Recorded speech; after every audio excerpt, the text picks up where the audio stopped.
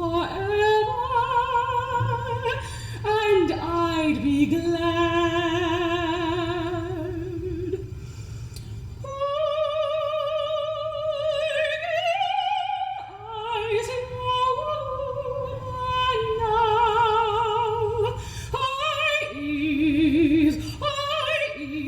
And I ain't never going nowhere. There's bushes of fern.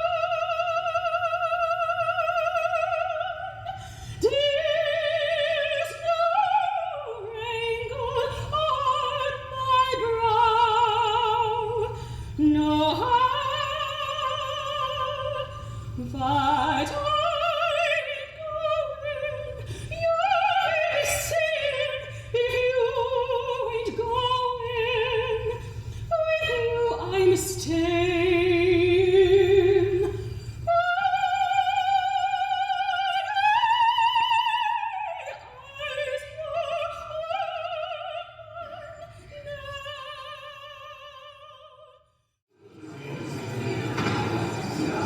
Morning, everyone. My name is Woody Kingman, and I'm honored to be here this morning representing the Blake Alumni Board and the Office of Institutional Advancement, which sponsors these events known as Breakfast at Blake. Ann and I will be using the microphone. I just asked Adam if Brittany was mic'd up, and he said no, she doesn't need a mic. She's got a voice that sounds like birds landing on your shoulders. Wow. So 2 artists in the room today. So anyway.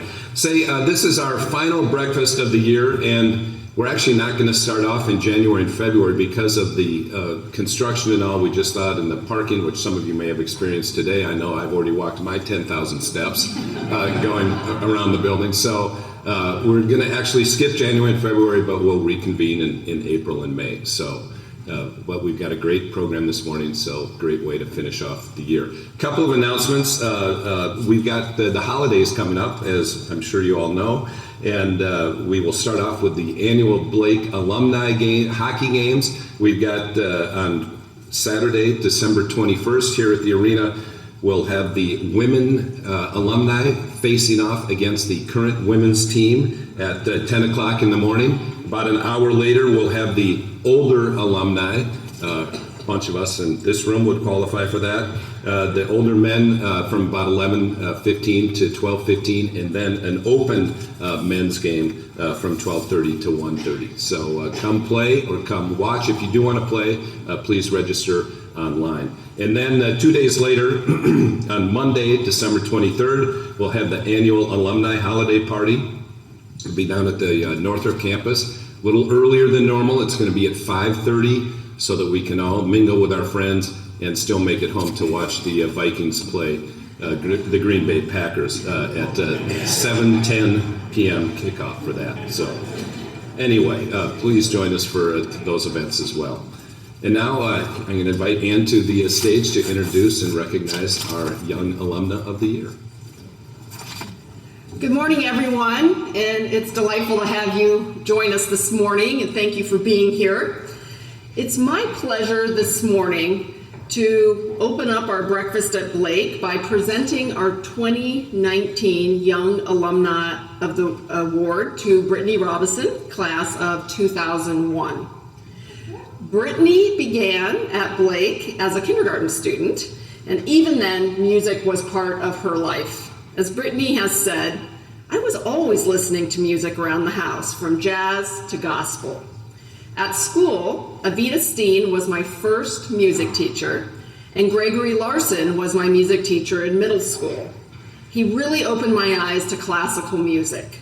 Later, Mr. Larson suggested I take private voice lessons to fine-tune my voice. And I will say, thank you, Mr. Larson. Wonderful. In her upper school years, Brittany sang in the a cappella group Blakers and Treble. She was elected as a section leader for the group during her junior and senior years. She also participated in several Blake-produced musicals, such as Guys and Dolls, Fiddler on the Roof, and Godspell. She received a Creative Art Award for choral music, recognizing her talents during her senior year. Brittany also participated in sports at Blake. In middle school, she played volleyball, softball, and basketball, and in upper school, she was a member of the varsity volleyball team. She was also involved in student leadership and advocacy, serving as a member of the Multicultural Action Committee, Blake's International Club, and the Student Interaction Committee, also known as SIAC. After graduating, Brittany attended Johns Hopkins University, where she received a degree in vocal performance from the Peabody Conservatory of Music. She continued on at Johns Hopkins to earn a graduate degree in vocal performance. Since then, Brittany's career in vocal performance has garnered praise, and I'm quoting here just some phrases, for her luminous tones, her lush voice, and her shimmering stage presence. Her engagements include performances with the Knoxville Opera in the role of Madame Hertz and Nella in a double bill production of Mozart's Impresario, and also Puccini's Schicchi. She performed as Lucia in Knoxville's touring production of Lucia de Lammermoor. After great success with her first concert series, Brittany returned to Minnesota to perform at the University of Minnesota's Monday Guest Artist Recital Series. She made her Lincoln Center debut at David Geffen Hall in New York City as the soprano soloist in Handel's Messiah.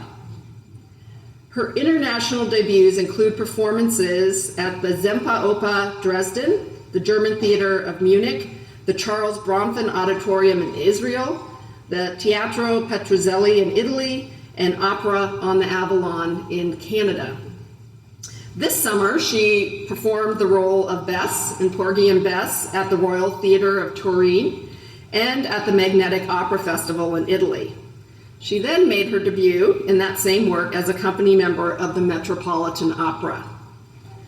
Earlier this month in sunny Orlando, Brittany was at Opera Orlando in her debut as Countess Almaviva in The Marriage of Figaro. And next year, 2020, she'll appear with Opera San Jose as the Queen of the Night in the spring production of The Magic Flute. The Young Alumni Award honors those who have graduated from Blake in the last 20 years. This annual award recognizes those who have made significant contributions to civic or professional organizations, and those who are driven by a bold sense of curiosity, an openness to differences, and a desire to be an engaged, courageous, and intelligent world citizen. We honor Brittany today with this citation. The Blake School recognizes Brittany Robinson for her outstanding contributions as a creative and committed artist, as an ambassador of vocal performance and music, and as a globally recognized operatic soprano. So it's with great pride, Brittany, that Blake has played a role in your achievements. I'm so pleased to present you with the 2019 Young Alumna Award. Brittany, will you please join me? She will share her experiences as an artist navigating the global opera world. So thank you, Brittany. Yeah, thank you. Oh, good morning, everyone. So again, thank you to the Blake Alumni Association. I am delighted and honored to receive this remarkable award, and I am beyond blessed to come back to my hometown of Burnsville, Minnesota. It's been a while, and of course the Blake School. I wanted to give a special thank you to a couple people before I start. I wanted to say thank you to Arvita Steen. I know she wasn't able to make it today, but she was my elementary music school teacher who first gave me the knowledge of classical music as a whole, from African drumming to Beethoven.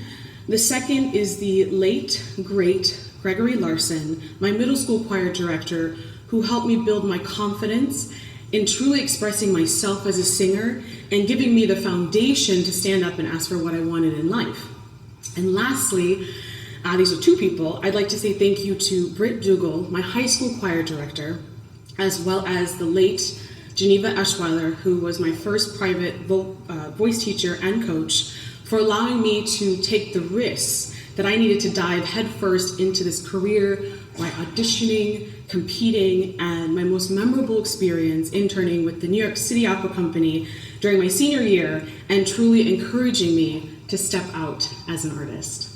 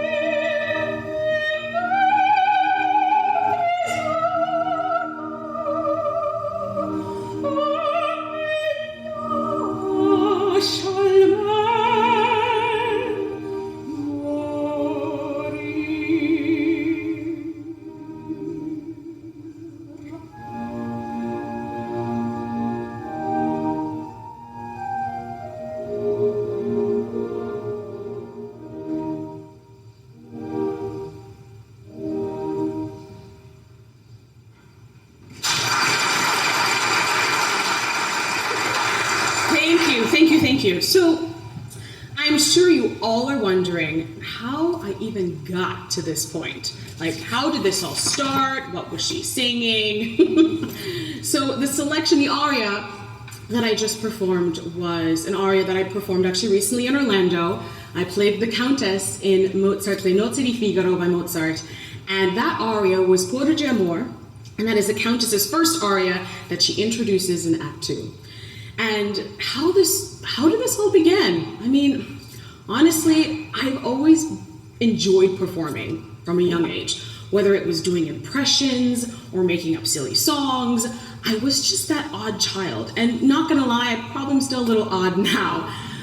When I was little, funny story, when I was little, I owned this one Raffi record that I played nonstop. So I know some of my students probably know, or my colleagues probably know about Raffi. So I played this nonstop, and I mean nonstop, it was all the time. Starting at 5 a.m. every morning, I would walk around with toothbrush in hand, singing and dancing at the top of my lungs to my favorite track. I think it was number 3, and it went, when you wake up in the morning, it's 1:45, and you want to find something to do, you brush your teeth, you brush your teeth.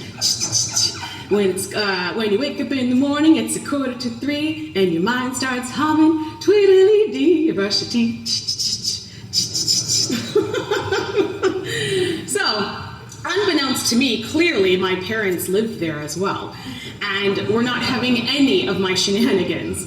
This routine lasted for a couple months before my parents invested in headphones and later a TV. And let me tell you, when I started watching Sesame Street, my mind was completely blown. Now, I always grew up with some type of music around the house, from my mom's gospel to my to my dad's jazz. So I always understood the meaning and the understanding of the great old school singers. I remembered singing This Little Light of Mine as my first solo in church. And I stood in front of hundreds of people for the first time and realized this is what stage fright is. I was terrified out of my mind. I had only performed for my parents, my stuffed animals, and of course in front of the mirror. And at this young age, I was like, just get through it. Just get through it. I hated it from the beginning to the end. I absolutely hated it. But as my mom always said, at least I got a cute picture for the scrapbooks. Excuse me.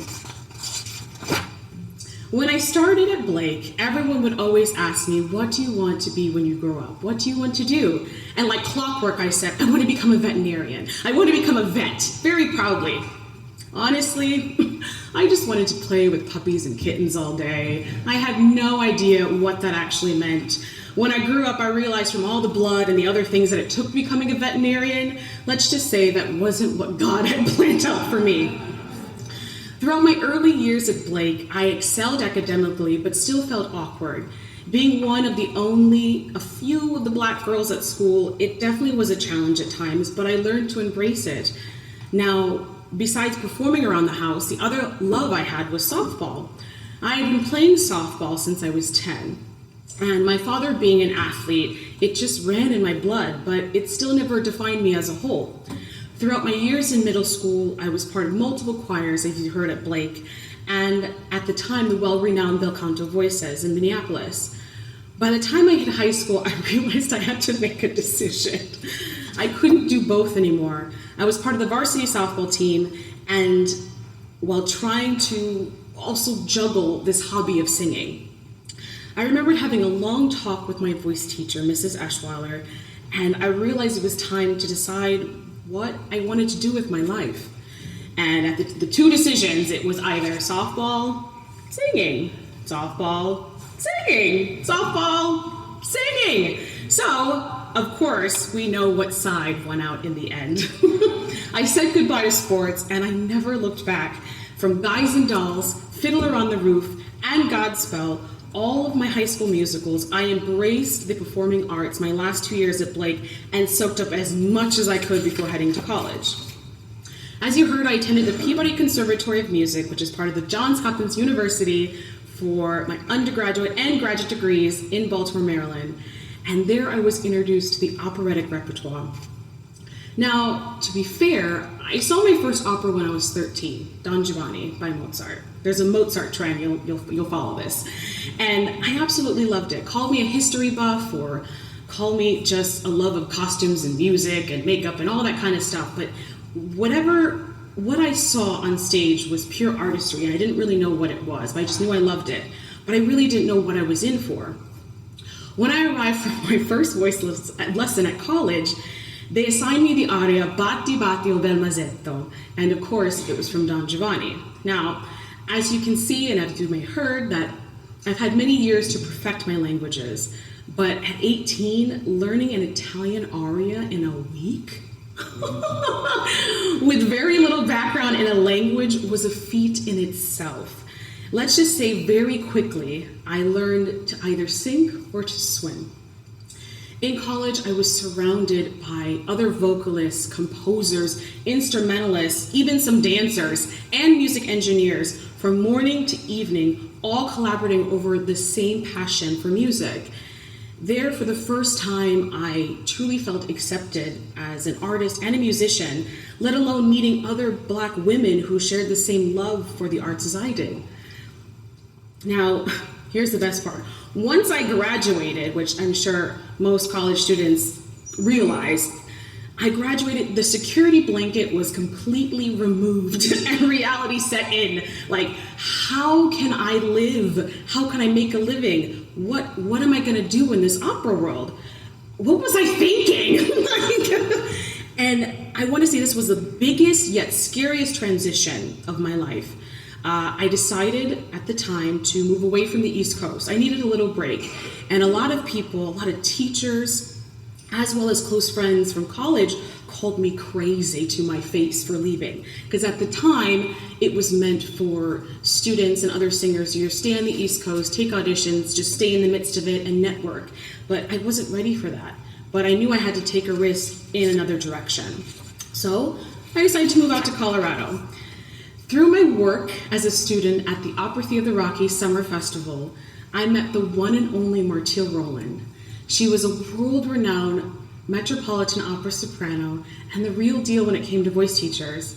After college, my voice still needed some training. I was going through another voice change. I don't know. Puberty again, I guess. But before I went out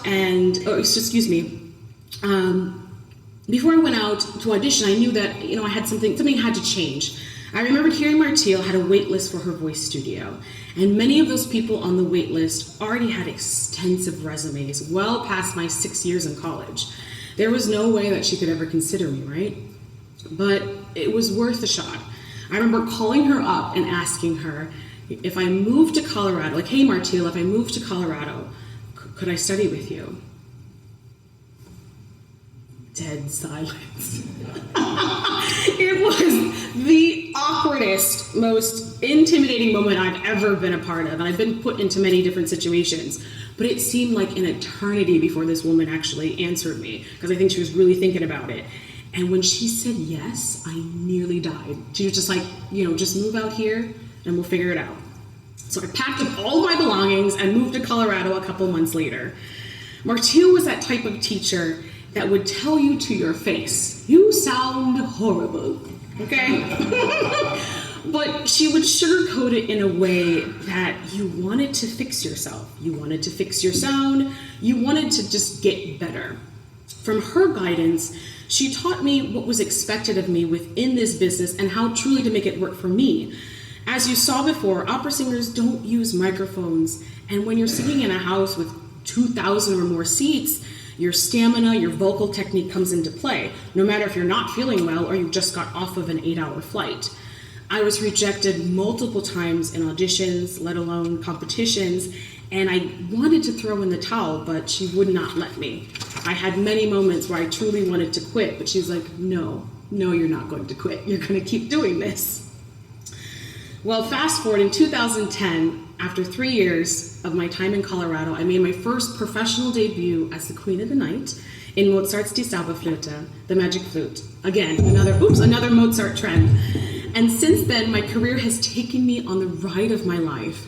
After 3 years in Colorado, I moved to Miami, Florida, where I was a young artist in residence with the Florida Grand Opera. There I learned the business and administration side of the career. I was placed in many stressful situations, but navigated the ups and downs and trusted my gut more than ever to guide me. As I progressed through the years, I have performed on the stages where Leontine Price, Maria Callas, and even Pavarotti have stood, and have traveled to Germany, Italy, Israel, Austria, England, and even Canada.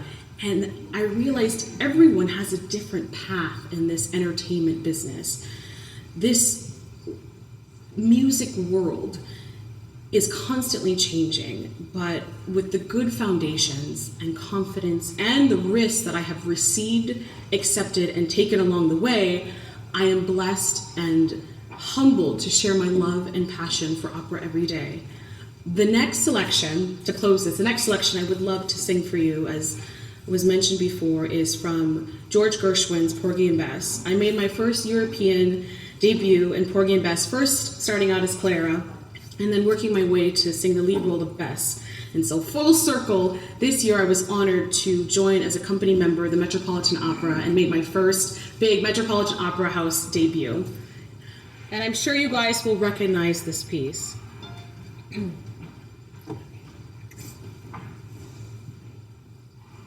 I wanna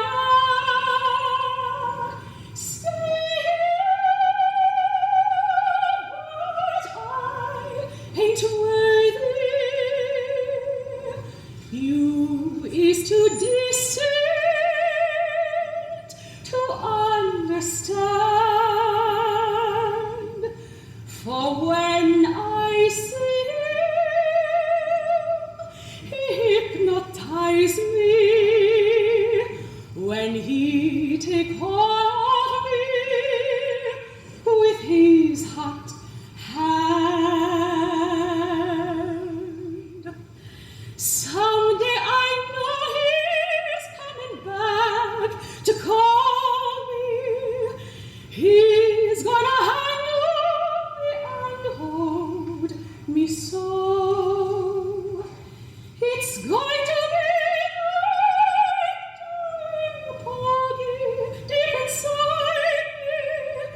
But when he goes, I know I have to go. But when he goes, I know I have to go.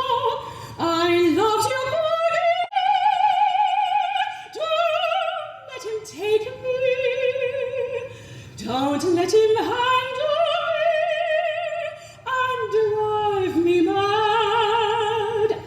If you can keep me, I want to stay here with you forever, and I'd be glad.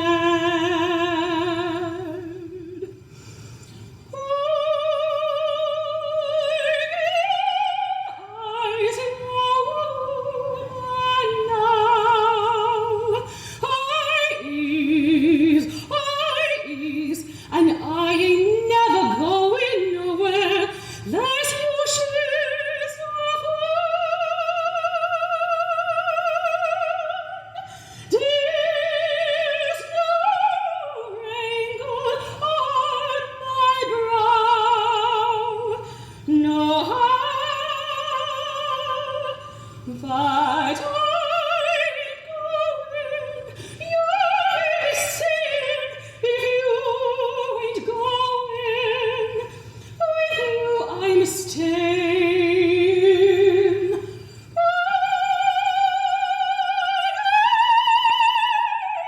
Eyes open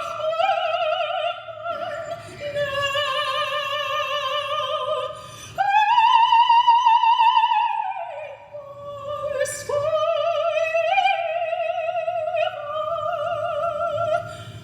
Morning time and evening time and summertime and winter time. Morning time and evening time and summertime and winter time. From this minute I'm telling you, I keep this vow.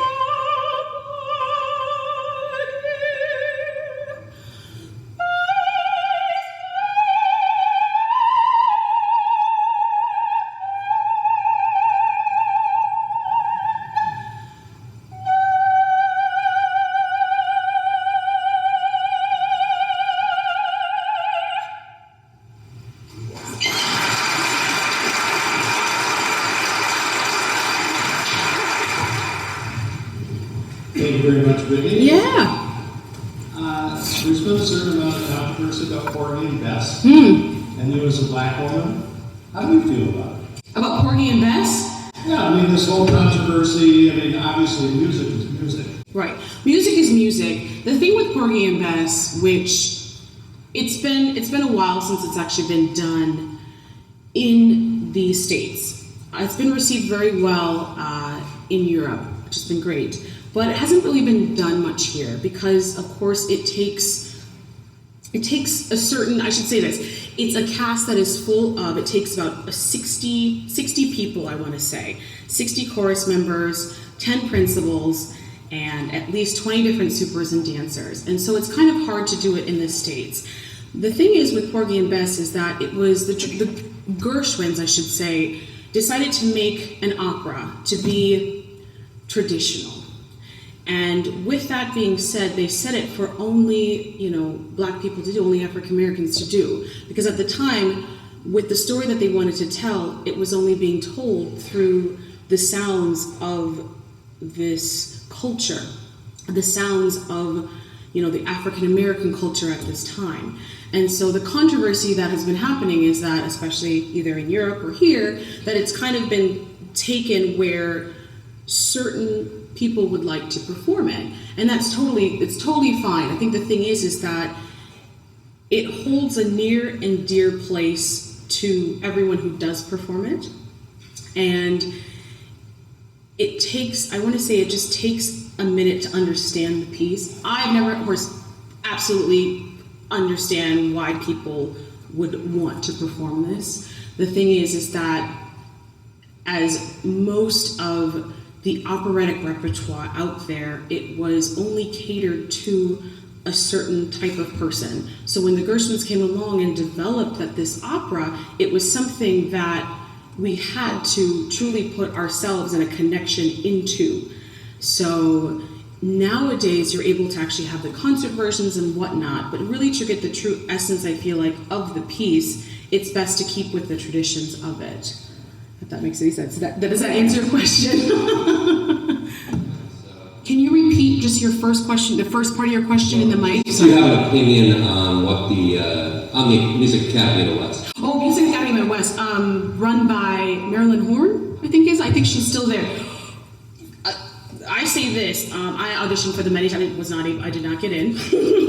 But as far as for that program that I've heard is absolutely amazing, especially for younger singers.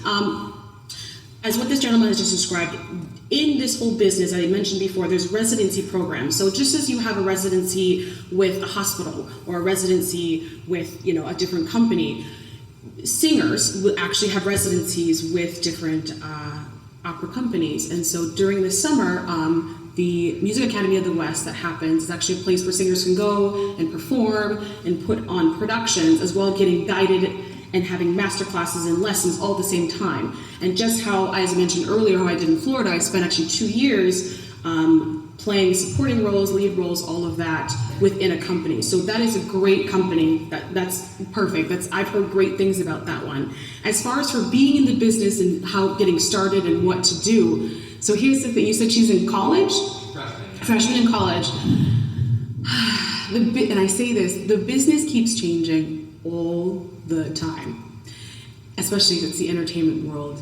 I want to say for this, especially for younger singers now, and knowing from where I came from and not really having a lot of background in this classical music in general, is really to get this foundation of a singer, of a teacher, who really can help guide you. Because the thing is, there's going to be so many people, so many opinions. I can't even get to tell you how many opinions I have heard in this business. But to have those core people, 5 people, it could even be 10 people, those small group of people to really tell you and to help you, to guide you.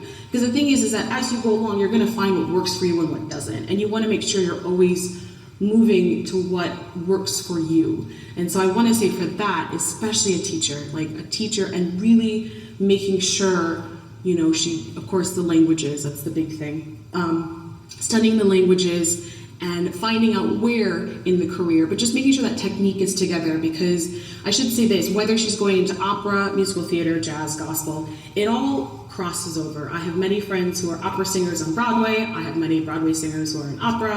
I have also gospel singers who are within it as well. And it's kind of we all kind of end up singing. We all kind of end up performing. It's just kind of what you find genuine and where you want to fit in. There's so many different tangents that you could take, but the good structures, the good technique is always a key, because you always know to fall back on that when things get crazy, or at least you know that's there. I know what this is. I know how to do this. Thank you. Yeah, sure.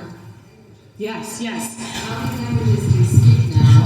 And do you use it outside of your singing? So here's the thing. So within my college training, we had many credits. I had to take, I'll give you a brief, I had to basically take every language, Italian, all the Romance languages, Italian, German, and French. French was my last language, so I feel like that's actually probably my weakest language, I'm being honest.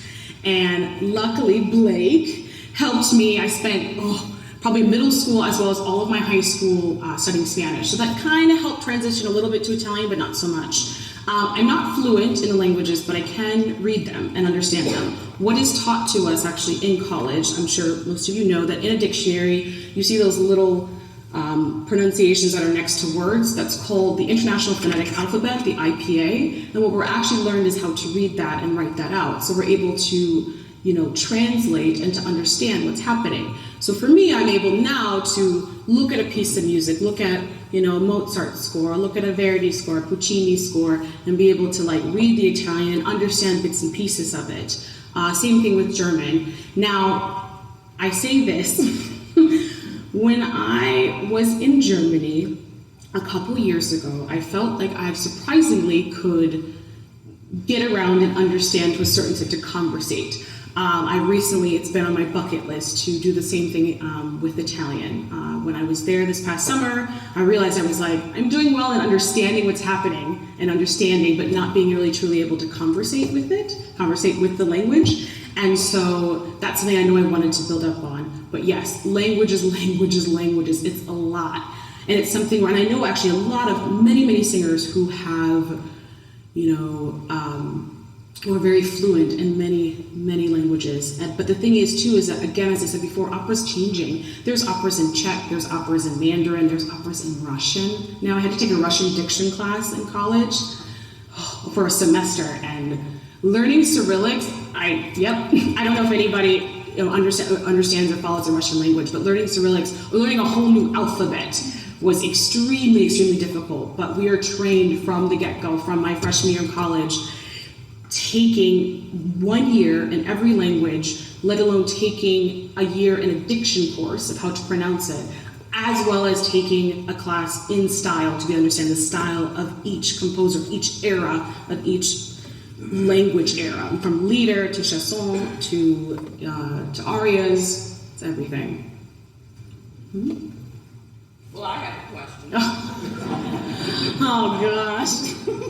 Yeah, right, because you didn't, as my mom used to be a teacher here, and so she didn't use her purple voice, as they used to say, to project that. So the question was, where would I like to sing in the future, and what roles would I like to sing? Where do I see myself, let alone the houses and roles that I'd like to perform? I feel like now I'm kind of coming into my own. Maybe this is my prime, who knows? But right now I feel like I have been blessed to understand this Mozart repertoire. And so with moving forward, I'd love to actually continue with that. Continue to perform. Donna Anna is actually my next character study, which is, of course, in Don Giovanni, as well as the other one is Fiordiligi and Così fan tutte. Another role near and dear to my heart is, which I'd love to play, is Violetta from La Traviata, the Verdi opera. I don't know why. When I first actually heard, I think it was Maria Callas, and I think it might have been Renata Tebaldi sing Violetta. That piece is a beast for the soprano, but the story that's being told is amazing. It's just actually like watching a movie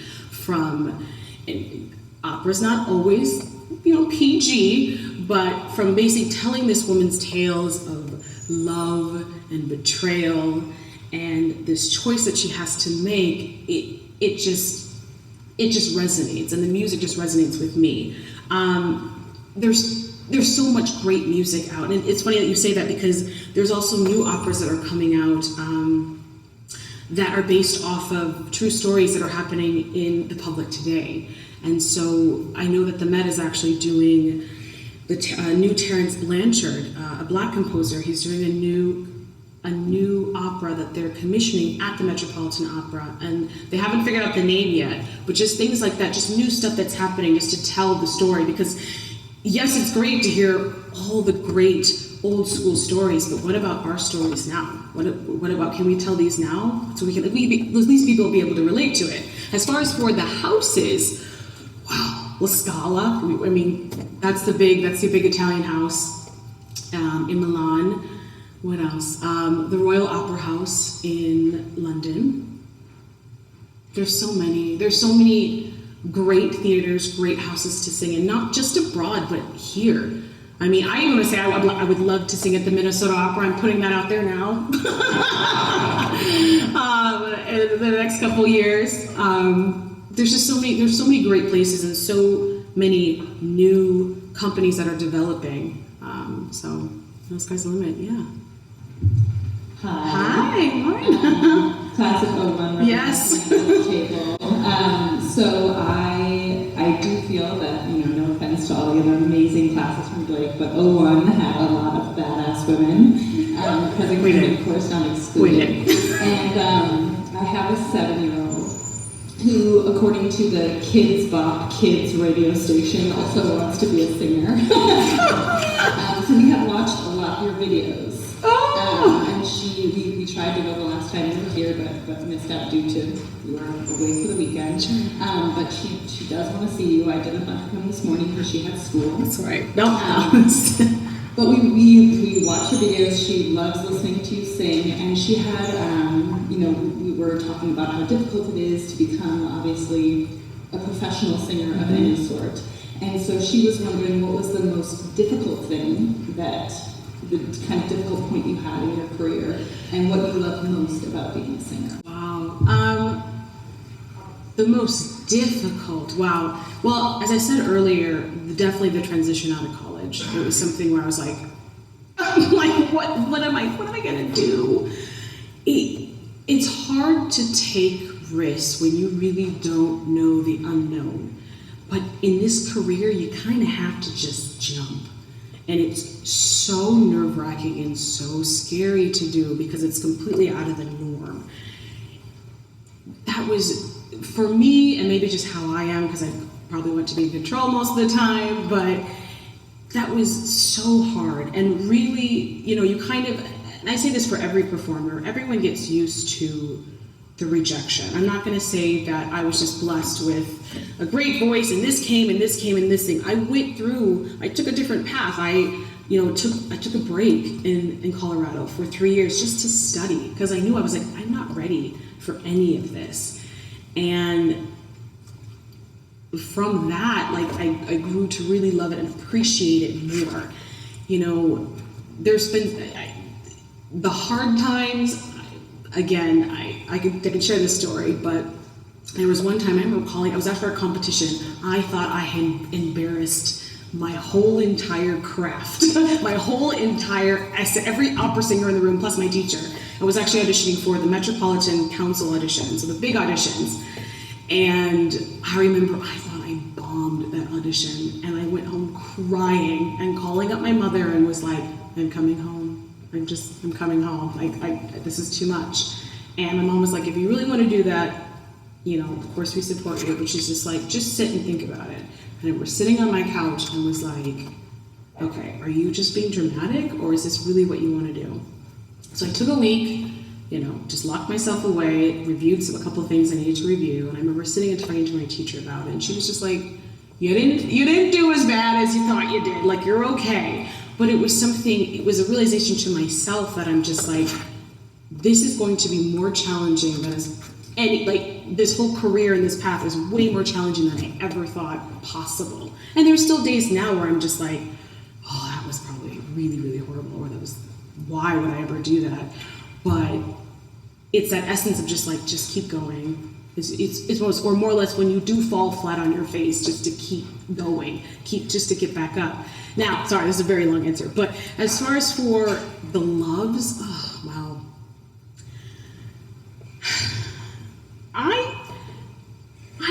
just now, I feel like it's actually kind of changed a little bit, but just sharing the music with people. I have been to and performed in different productions, most recently the one in Orlando, where a lot of people have not experienced opera before.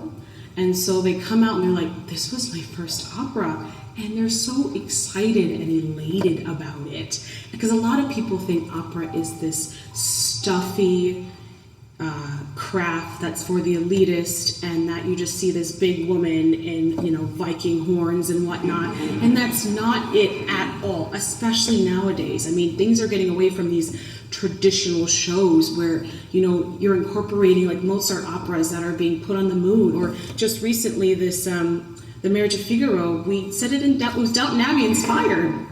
Like, okay. So it's just kind of that love to show what this actually can do. It's just as you would go see a movie, it's really just sharing the performance with people, and just in that rush of like, from the feel of the audience that you get when it's something that's appreciated, when they get it and they're enjoying it. Another story, so many different stories. This was great. There was an opera I did, The Abduction of Seraglio, another Mozart opera, that is not really, it's rarely ever done. It's a different type of story. It's very, very challenging for all singers to do. Well, of course, in Orlando, what they decided to do, I got with this production, and what they decided to do was they changed around the libretti a little bit, which is actually the words.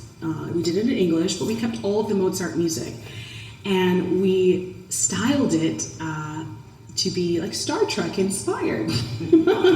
So, and I played, it was Constanza, she's a soprano, one of the sopranos in the show, and I was Lieutenant Ahura, okay? I say this, I have never had so much fun on a production, Marin, never had so much fun. I'm sorry, I think I just called you Marin.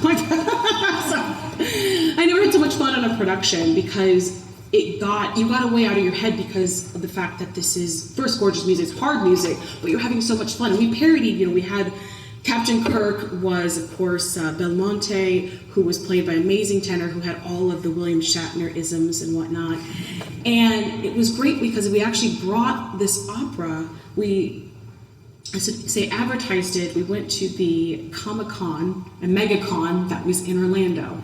So everybody that came to that show first showed up in costume. That was first. I was in costume, and then them showing up in a full Klingon outfit was, seeing out in the audience was great. But seeing that, and then them coming out being like, we have never seen an opera. We came because we just love Star Trek so much. And they're like, is this what opera is? And I'm like, it can be. It really can be. It can be fun. Now, are there the tragic and serious ones? Definitely. And I'm not saying that's, not beautiful as well. Everybody has what they relate to within the music industry. You just have to figure out what works for you. But just being able to introduce people to a craft or just to music that they've never heard of before, besides just the mainstream pop and R&B and whatnot, is beautiful. Yeah. You talked a little bit about these different audiences. What are the demographics of the opera fans nowadays? Is it growing? Is it old fashioned, and is it going out of style? Is it growing? And then lastly, how do you when you sing in Europe or you sing in Orlando? Mm-hmm. Where are you living now? In New York. In New York. Mm-hmm. So are you flying to these places to audition, or are you now being asked to come?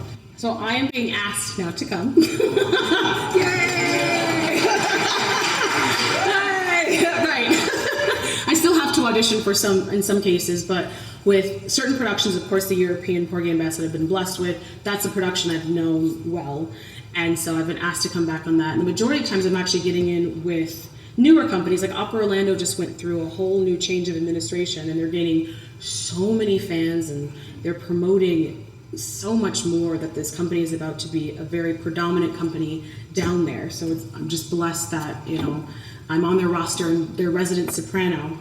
And as far as for the fans, so here's the crazy thing is now I feel like companies are changing, especially with the newer premieres that have been coming out, that they're realizing that they need to, introduce opera in a way to the younger generations. That's like the big thing right now, because I think a lot of people are realizing like we're losing fans, we're losing this support. But I think now it's changing. There's so many companies now that do outreaches. While I was in Knoxville, the Lucia dell'Amore that I was a part of, it was an outreach opera that we do at schools. And so I've been a part of that for multiple years, and that happens with multiple companies around the United States. And they go in and actually perform operas to children, whether it was elementary, middle school, or even high school, just to get them to understand what this music is about or what the story is. And it's kind of dumbed down for children. It's in English, but it's something that they can follow, and at least to be, they can figure it out. In Europe, so this is the best part, in Europe, I thought it was going to be the same way, but over there, the people over there they've been brought up with it. It's just different culture. Like they actually were listening to Renata Tebaldi, Maria Callas, all the greats since birth. So it's kind of like they go and hear a Mozart, Puccini, they will sing along with you. They will sing along, they will mouth the words, like it's a completely different atmosphere. Here it's about incorporating the now stories, but incorporating something more that people can relate to. That's the big thing. And it's growing. It is growing. I think now, especially 2018, 2019, and I think really coming up, especially I know with the Met and what's being planned with that, it's really hopefully going to introduce different things to a broader audience. I don't know if most of you, I'm not sure if people know this or not, but the Met HD, which is basically, Met does live broadcasts and they promote it, but they show it in movie theaters. And so from that, which I think started, that wasn't happening when I was growing up, but I want to say that started about a good 10, 15 years ago. And from that, just being able to have access to see these amazing productions at a grand scale in the comfort of a movie theater with popcorn and soda is amazing, where you can sit there and you don't have to spend $200 to come see a show. You only have to spend like $40, and you get a front row seat with super titles and subtitles on the screen and everything to see something that you don't have to travel to New York. That has broadened the audiences of opera beyond belief. And I say this, I'm just promoting this because Porgy Bess was such a big thing. If anybody is around February 1st, I think it will be in the afternoon, which is Saturday. That is the Met's HD live broadcast of Porgy Bess. Please come check it out. It's a beautiful production. It's a beautiful show, as well as there's encores on February 5th and February 8th as well. So just check your local. You can go to the metopera.org and you can look at the website to see especially where it's being shown at your local theaters. But it's an amazing production. But just something like that, so that kids can get into it, or adults, or anybody can get into it, because it's something that you don't want to miss this one. Yeah. That was great. Yeah. Thank you so much. We want an encore. I wish we had time for an encore from our young alumna of the year. But what a great performances. Thank you. I just have to say that when I graduated from college and took that post-college trip to Europe, I was in Vienna, and Lucia dell'Amore was playing, and my mother had played that, not Raffi. She played that over and over and over again growing up. And so I saw it, and I went talk about the different cultures. Standing room in the back. They have 2 brass bars in the back. Mm-hmm. I was the only person besides the other people at the brass bar. Every other man was in a tuxedo. And so again, you can tell the difference in culture, right? Our young alumna of the year, Brittany Robinson, everyone.